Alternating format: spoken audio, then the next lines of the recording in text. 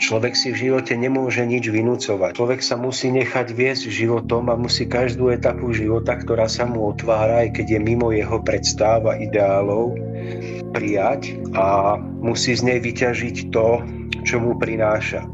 To dokáže iba vtedy, keď má ten duchovný rozmer svojho života, lebo keby som ho nemal, tak si poviem, a v tých stavebninách a taký mizerný plat najskôr mi dali a čo tu vlastne robím, idem si vybojovať vyšší.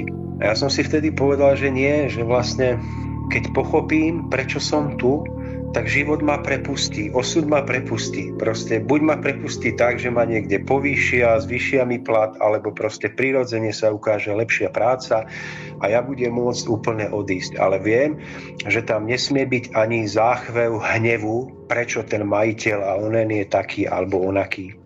A vždy, keď na mňa prišla taká myšlienka, že svet je nespravodlivý, že ak si niečo nevydobiem, tak to nemám, tak som to normálne odháňal preč s vedomím, že život ma prepustí a dá mi viac, keď ja svojim vnútrom príjmem to, čo musím prežiť, pochopím to, čo tam pochopiť mám a budem sa môcť posunúť ďalej.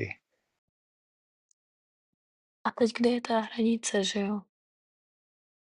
No, zkuste napsat, jestli vás něco napadá. Co si myslíte o tomhle videu?